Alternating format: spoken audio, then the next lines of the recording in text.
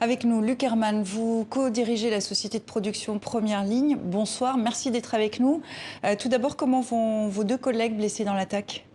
Écoutez, ils sont sortis d'affaires, si je puis dire. Leur pronostic le plus grave n'est plus engagé. On a malheureusement peu d'informations. On en est très inquiet car ils ont l'une comme l'autre, été attaqués très violemment au visage.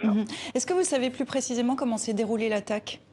Oui, j'étais dans l'immeuble, il était aux environs de 11 heures. On a tous été alertés par des très forts cris dans la rue. En fait, nos deux collaborateurs, qui sont des collaborateurs de production, faisaient une pause cigarette, tout ce qui est de plus banal, au rez-de-chaussée, sur la rue, et ils ont été attaqués alors qu'ils discutaient, par surprise, par cet homme absolument déterminé, je dis bien déterminé. C'est-à-dire que les coups qui ont été portés au visage et au cou étaient extrêmement forts et puissants, et ensuite il a pris la fuite. Alors, ce sont des membres de votre société qui avaient donné l'alerte sur l'attentat contre Charlie Hebdo il y a quelques années. Les motivations sont inconnues à ce stade. Est-ce que vous, dans votre tête, vous faites le lien?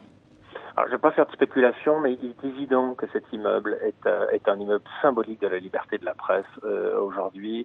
Nous n'avons, pas reçu de menace particulière, jamais même reçu de menace directe d'ailleurs.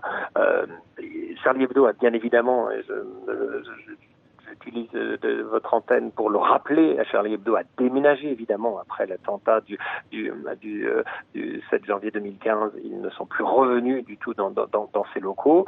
En revanche, il n'y avait pas de sécurité. C'est une question qui interpelle. Depuis le début du procès de Charlie Hebdo, qui est maintenant démarré à Paris il y a quelques semaines, il n'y avait pas de sécurité particulière dans cette rue.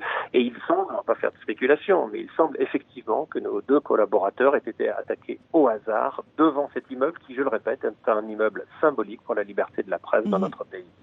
Luc Hermann, merci beaucoup d'avoir été avec nous. Merci pour ce témoignage.